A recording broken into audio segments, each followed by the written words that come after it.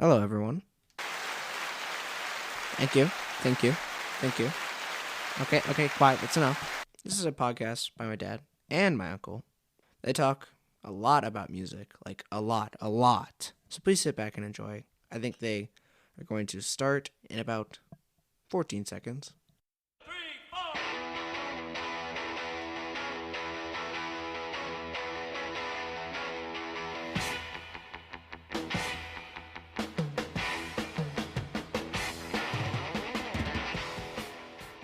Okay, I kept that intro a little longer than usual because it's freaking awesome. And I always want to say, my best friend Bob, best air drummer ever on the planet. You should enter a contest in Las Vegas, the air drumming contest. You'd win it every year. Okay, two things. Okay.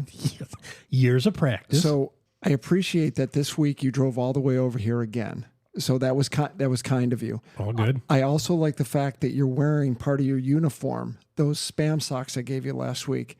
Classy. The good thing I like about it is the fact that you're wearing shorts, Spam socks, Classy and sexy. and some Adidas as a tribute to Run DMC.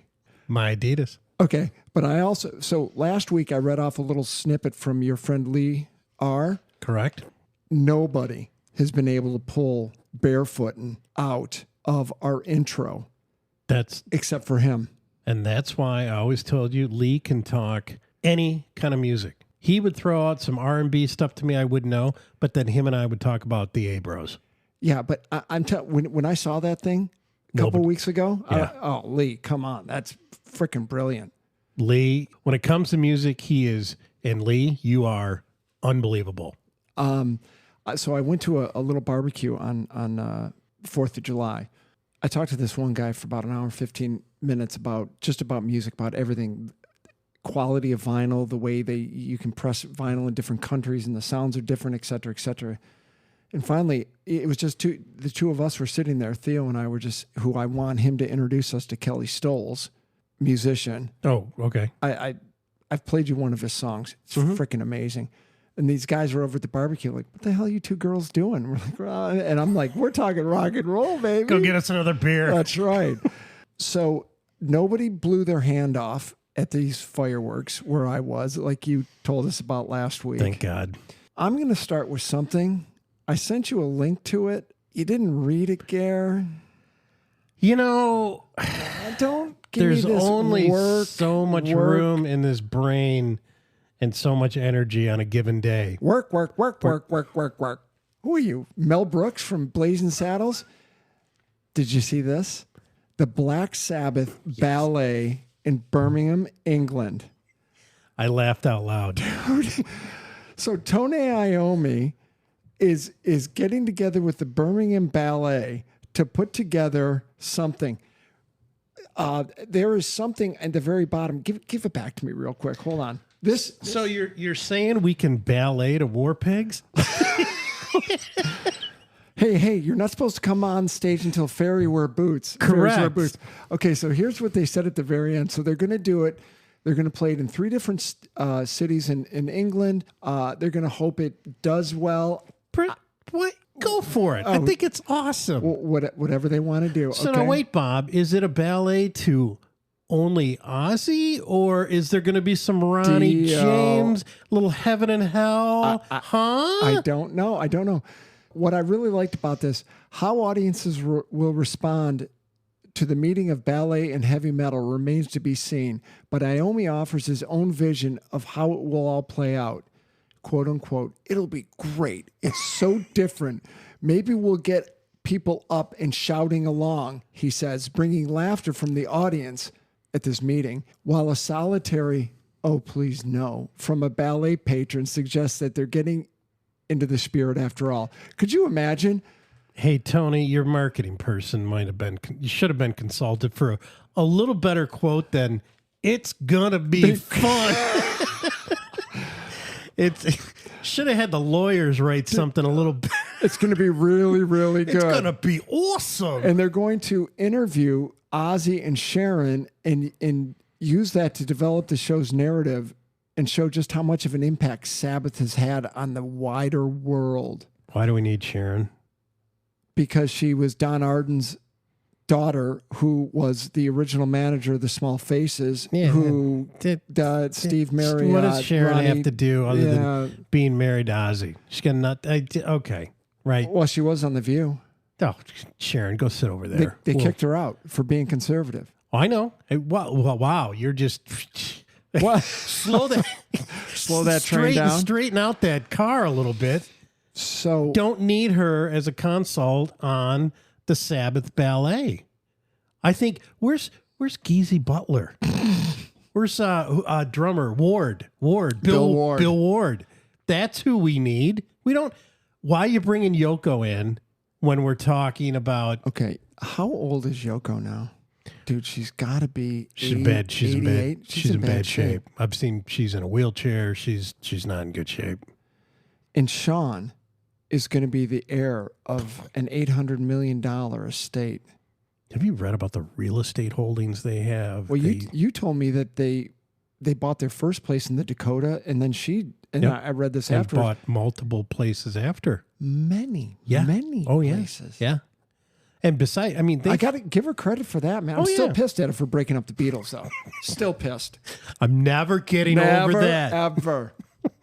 Damn it. Again, Sharon Osbourne, there's a little Yoko here. That's all I'm saying. We digress. We should move on.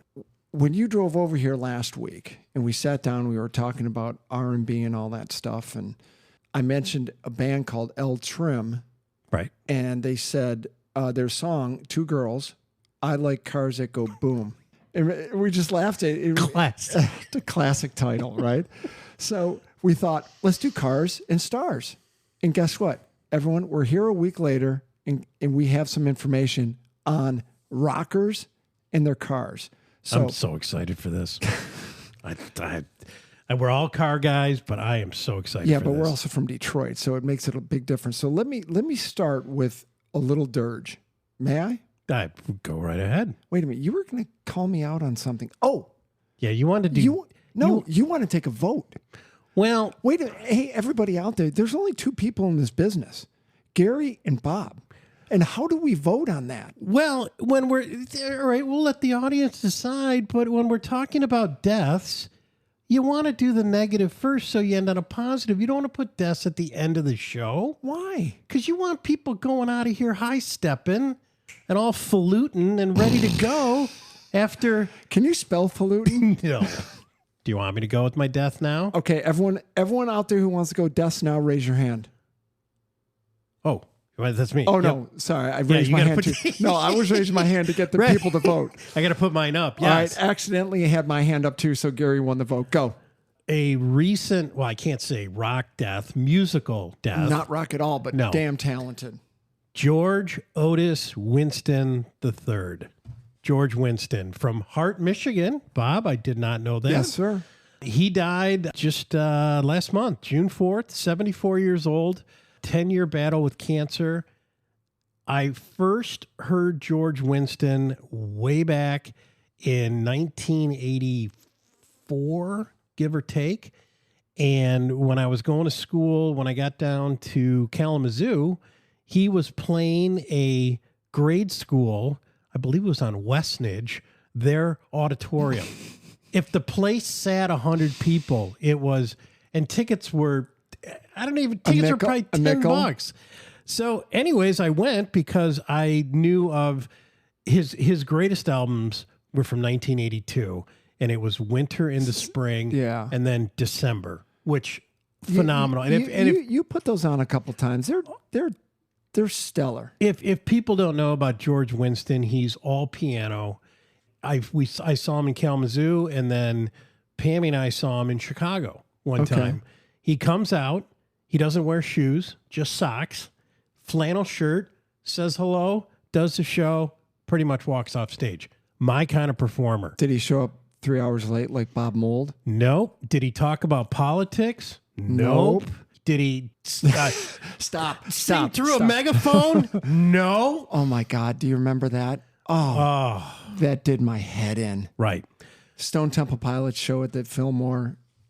It's like, remember that? Hey, you want to go watch the Pistons game? Yeah, let's go. That was it. I thought it was a Crows show. Yeah, no. Yeah, no, it was Velvet Revolver. Let's go look at the T-shirts, and then we'll go watch the Pistons game. Exactly. Again, George Winston, if you don't know about him, I highly recommend him.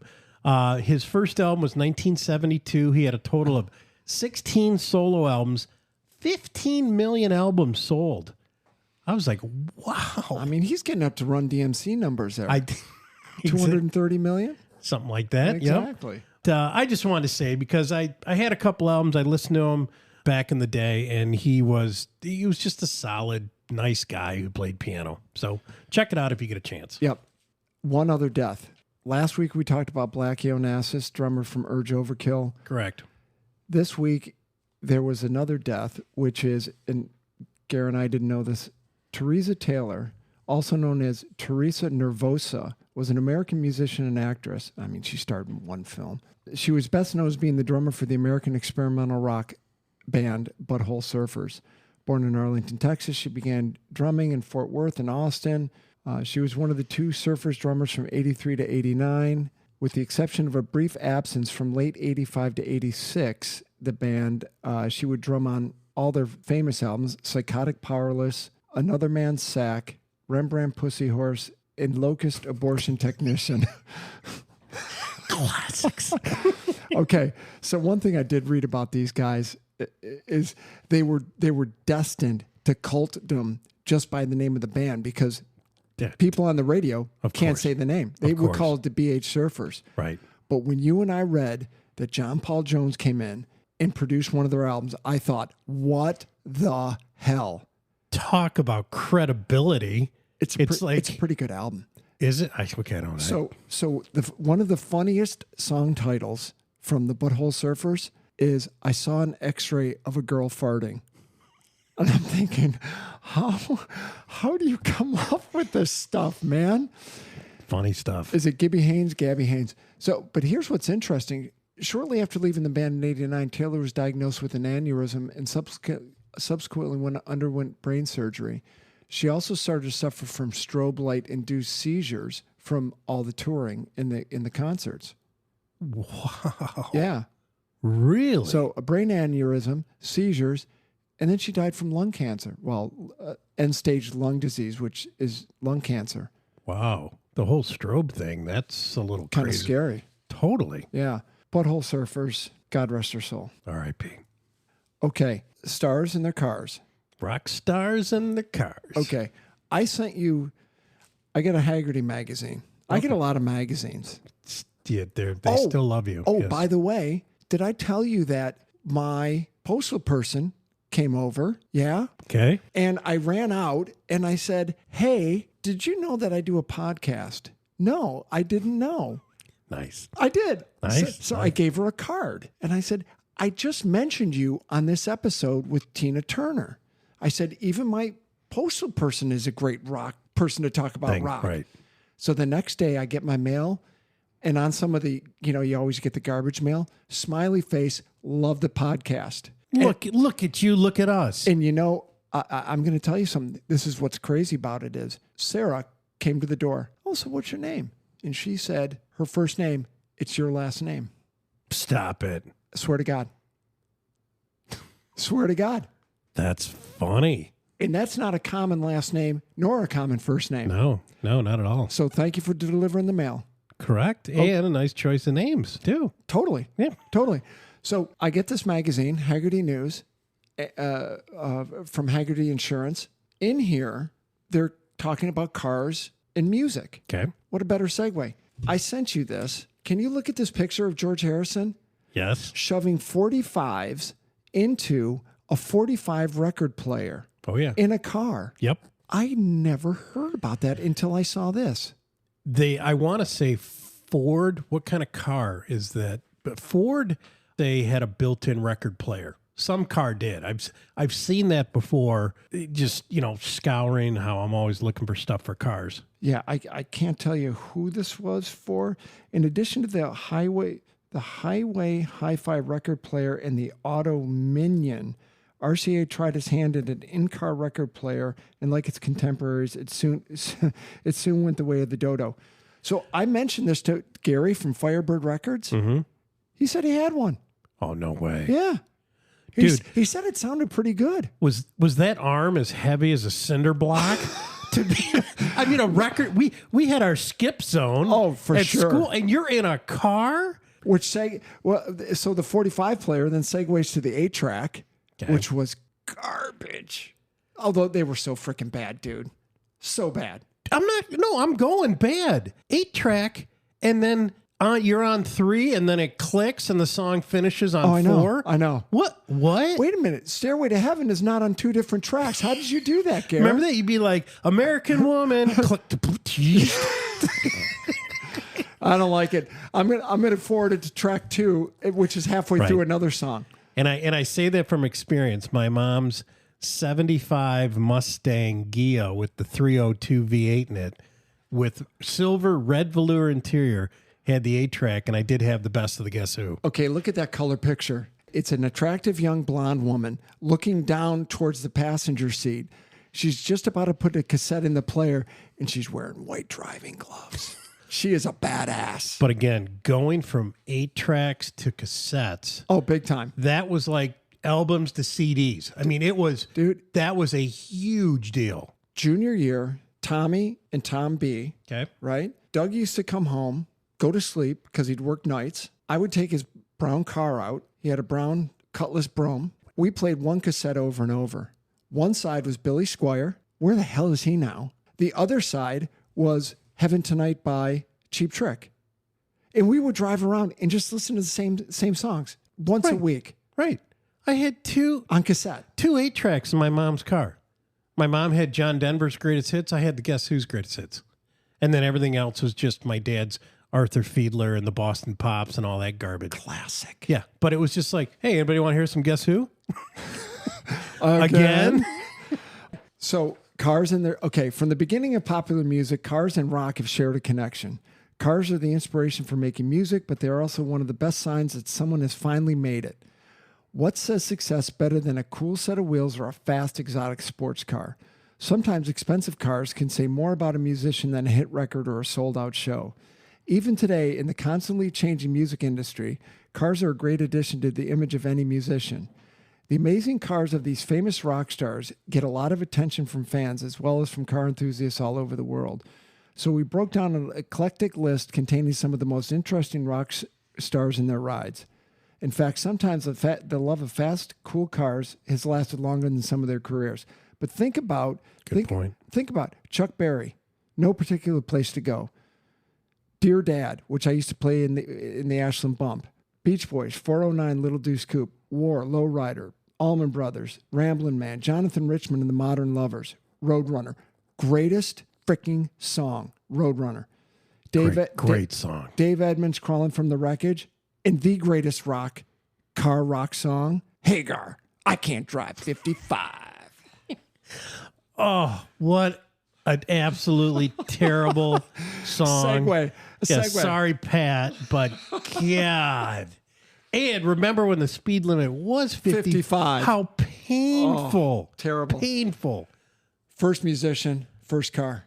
So I had to put on his 1975 album, Blow by Blow. Oh, for sure. When I was doing the research Totally. for Jeff Beck, he had, all right, here, let me throw this out. Rat Rods. What he was worth when he died. Oh, I don't know.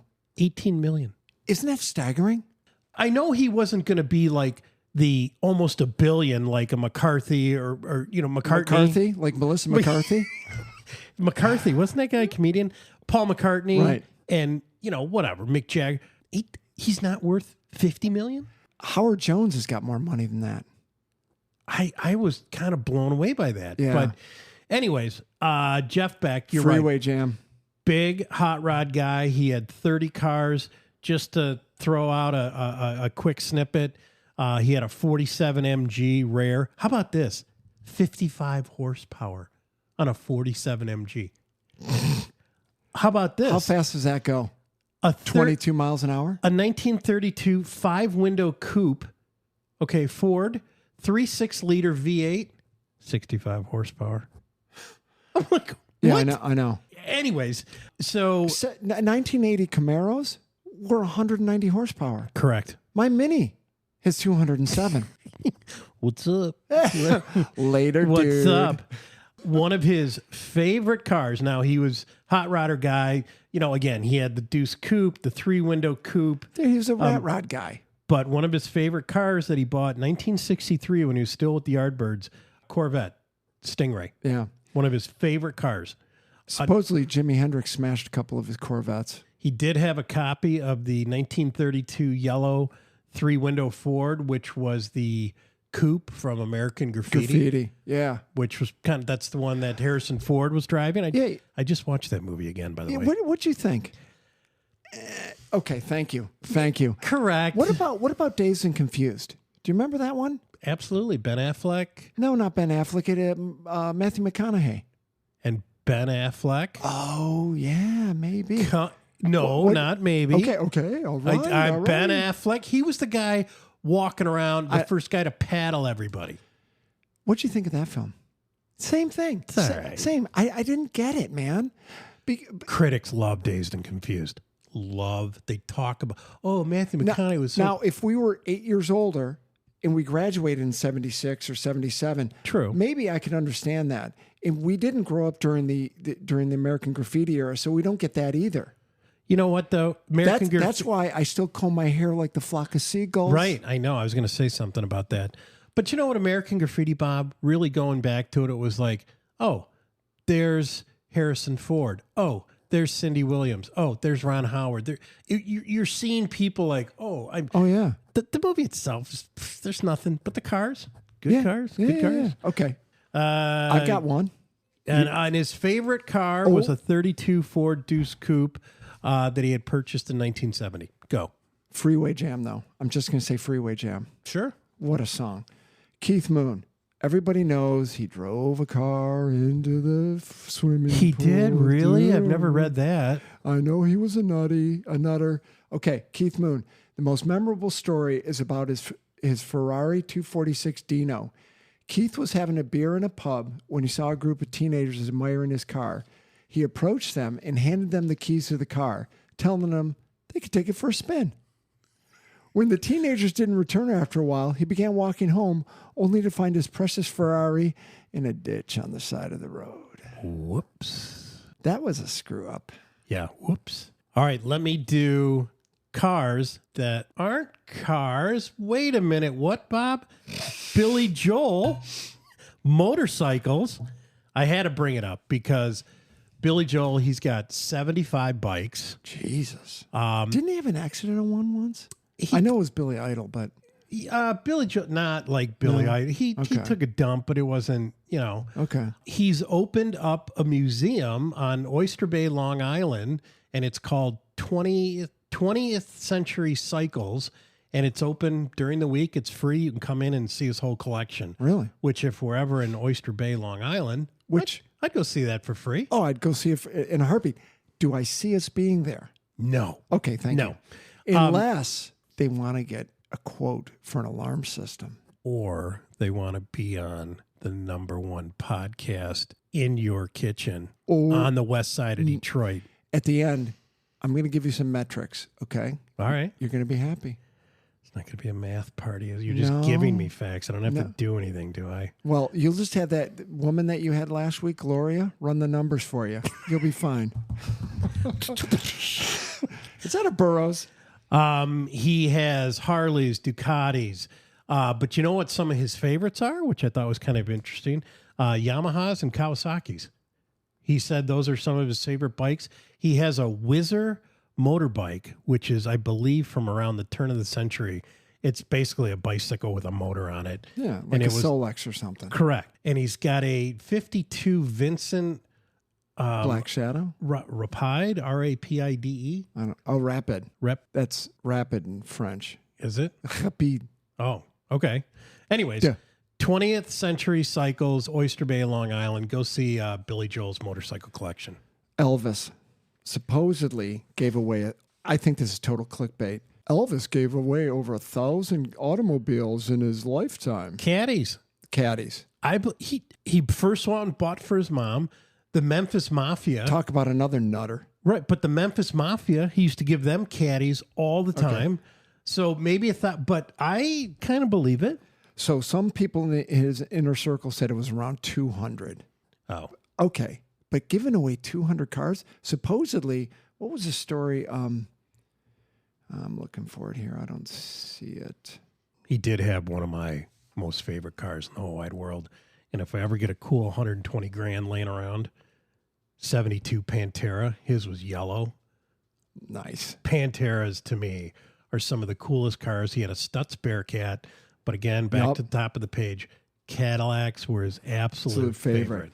When new models arrived, he would host a private showing at his local Memphis Cadillac dealership. Hey, Jimmy, how you doing? We come on over there and we just get some blah, blah, blah.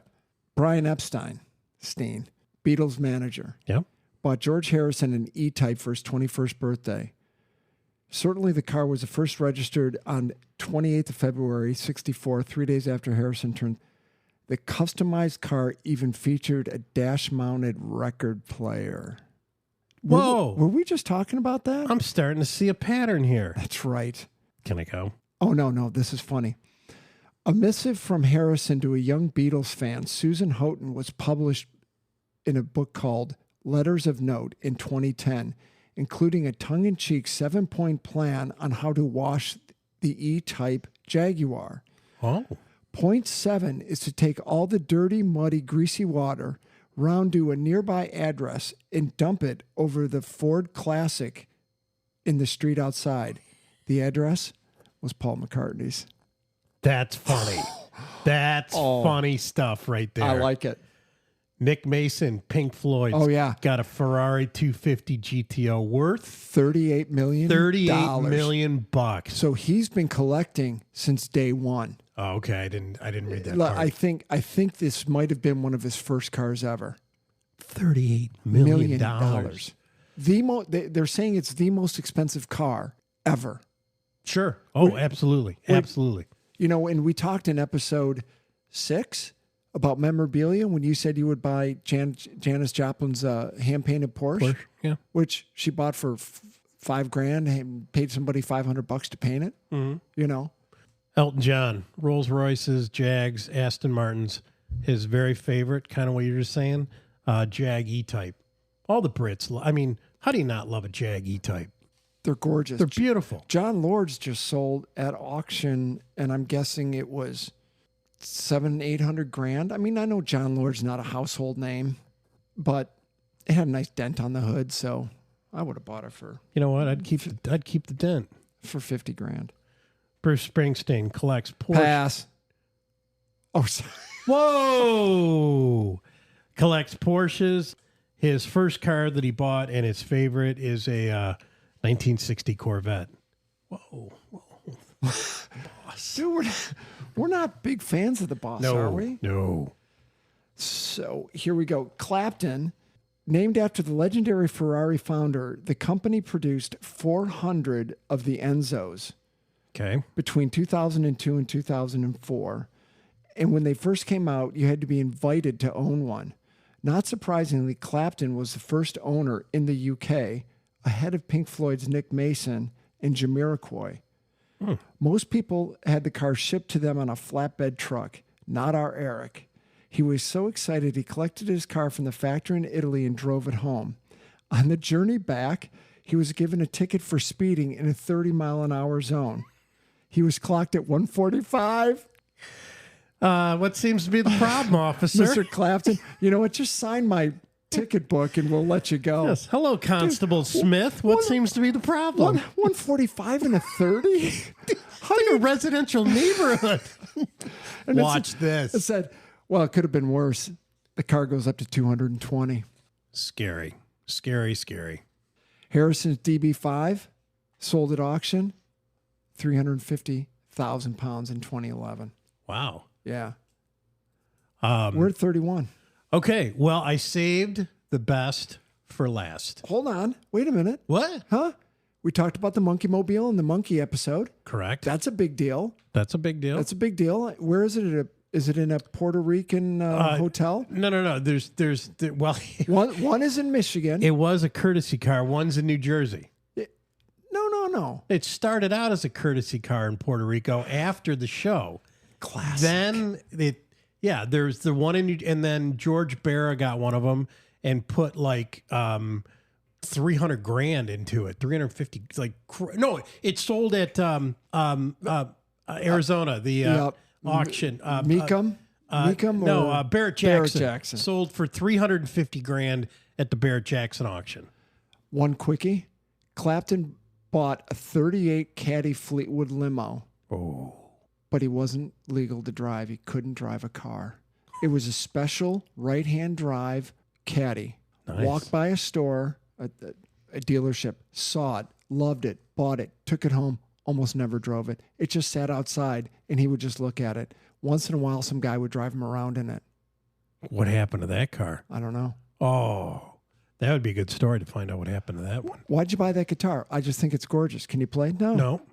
But you know what? I put it right in the corner of the living room. So I can see it every day. And it looks great. I got my Picasso there, and I've got the Strat sitting over there. Dave Grohl drives around in a 65 Ford Falcon van. Red with the... He takes his... I've seen him taking his girls to school in that thing. Not exactly safe. I'm sure there's airbags. All right. Okay, go. Save the best for last. Bob knows the story. I know the story. Anybody? No, I don't know the story. Oh, you did not? I don't know it. Okay. This Hit me. This is one, to me, the best car stories out there. I'm sure there's others, but this is the best. Herbie Hancock. He's 82 years old now.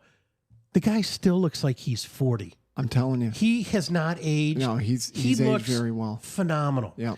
He has a 1963 original Shelby.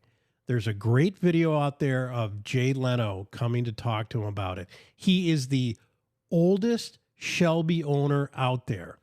Original Shelbys. They made 1,000 of them between 1962 and 1965. Again, Herbie's is a 63.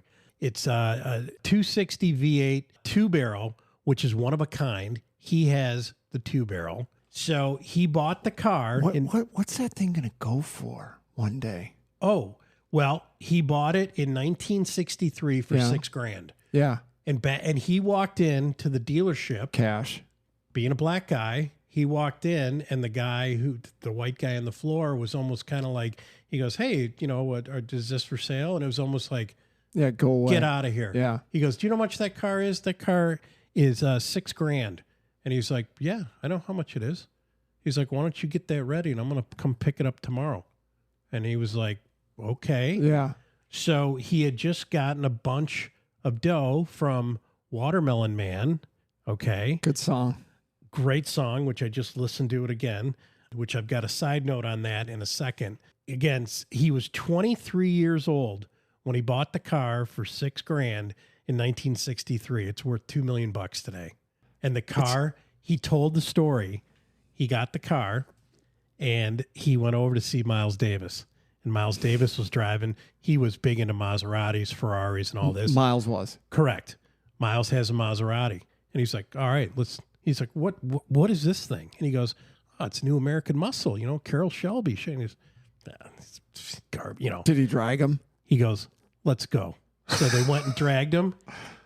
Miles beat the pants off, or no.